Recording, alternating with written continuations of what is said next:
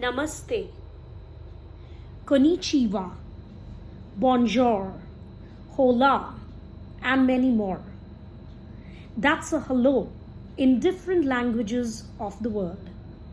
And that is how I chose to start with my video today. Why? Why am I saying hello in different languages of the world? That is because the world is going through a lot of turmoil, a lot of emotional torture. This is the time to empathize. This is the time to connect, to reconnect, to heal. And that is the reason I thought, why not start with a hello for the entire world? Hello everybody, thanks for connecting, thanks for watching me. I'm Sadhna, and today I'm here to start with a new chapter. A new chapter whose name I am not going to tell you, but I will definitely give you some cues. A new chapter which deals with important terms which are trending in the world market today.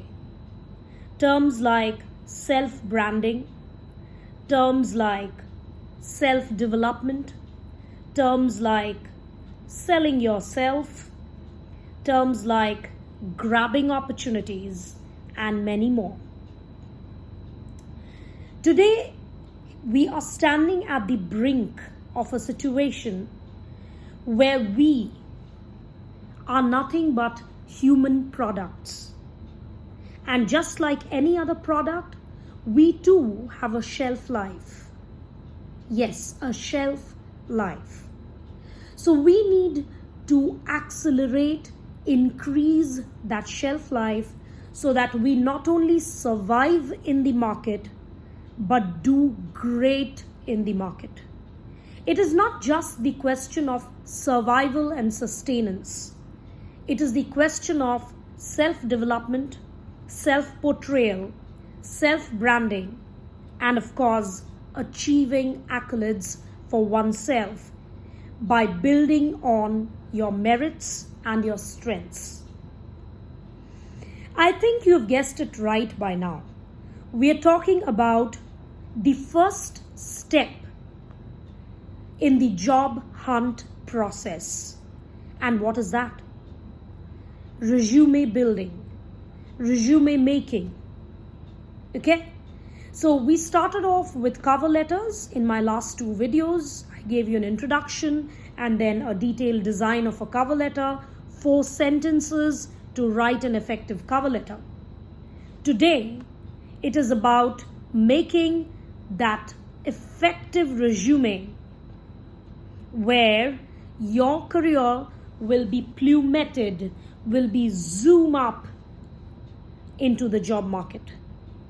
So are you ready? So tighten your seat belts and I'll take you on a journey on the first steps. So I'll be sharing only 8. So why is ma'am always obsessed with numbers, first 4 and then 8? I've already mentioned, told you that the trick is being curt, being specific, being there when needed. So before I start off as to what are the 8 important steps to design that perfect looking resume, I'll share some trivia that is, all around you, but maybe you have not observed it. So some interesting trivia relating to resumes. The first one, the most important one is, if you calculate on an average, any employer across the globe spends hardly 6 to 7 seconds, 6 to 7 seconds to scan through a candidate's resume. So I guess you understand that you cannot have a lengthy resume because no one is interested. And more so ever, rather than interest, time comes into the picture. As the old adage goes, time and tide wait for no man. Yes, so we have to work in tandem with time. So let's quickly give you an introduction of effective resumes. I'll be, putting across 2 videos related to resume building. This is a quick, package of making an effective resume. It's a quick package for you to refer to if you are on the go. All right. So shall we start? Now, the organizational pyramid is divided into 3 levels: junior management, middle management, and senior management. Today, I will be talking about making resumes only for the junior management or the freshmen. Okay? They hold maximum potential, but they lack in one thing. What is that? Experience. Now, in the job market, this is called as the experience paradox. You don't have experience, you don't have a job. But if you don't have a job, how do you have the experience? Interesting, isn't it? So that is called as experience paradox in the job market. Now, freshers, don't worry. You've got huge potential. You're the future of the country. You are the brains in the new making, in making the new history, creating history for the country and for the world. So don't be worried. So what if you don't have experience? Experience only in jobs is not considered as, experience. Putting your work into the practical world, into the practical aspect of working is experience. So you believe that you can code well, you believe that you can create good websites, go out there, take a cool course on website making from, say a Udemy or a Coursera or from a Skillshare, different sites, fantastic sites. All right? Create a website or a blog page of your own. Put it in the internet. The world is your window, darlings. What are you waiting for? People are looking around. People are waiting for good potential. So they look at your website, they look at your blog, they're impressed. Maybe you offered a job. So don't worry, don't sit back there and wait for an opportunity. All right? Go grab it. Take it yourself. Any experience, as I say, is good experience. Imagine you've made a little logo for your friend's startup. That is experience. You've created a small website for your sister's online boutique. That is experience. You've created a fantastic web page or a Facebook page for a brother of yours who's starting off with a new business. That is experience. All right. So I'm going to quickly give you 7 to 8 steps or tips to design that fantastic CV of yours, to push it into the market and grab those jobs. Starting off, name, very important. Yes, phone number, but be careful if you're posting your resume in different places. Be a little careful in terms of your phone number. All right, email ID, extremely important because everything is online these days. All right, all of that done. Then you have a career objective. Now, what is your career objective? Your career objective is your mission. Your mission, when you open a company's website, you have something called as a mission and a vision.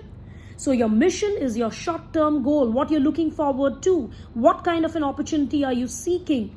What kind of work are you looking for?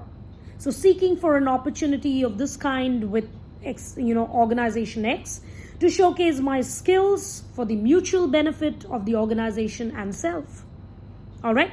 Please do not mention designations in a career objective like seeking for the designation of a CEO or a programmer, or unless, of course, the CV or the resume is a targeted resume. Targeted when a resume is hitting on a certain kind of a job where the position is mentioned, maybe.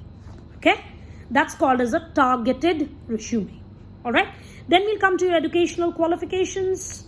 all right, where you've done your graduation, your UG program, your PG program, okay?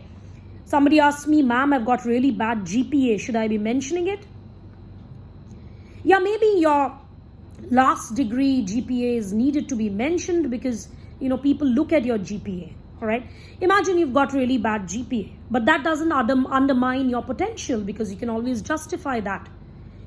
If you have good achievements, if you've got proper relevant skills aligning with your job, you don't be worried that, I have had poor marks. That's okay. You can always justify that. Clear?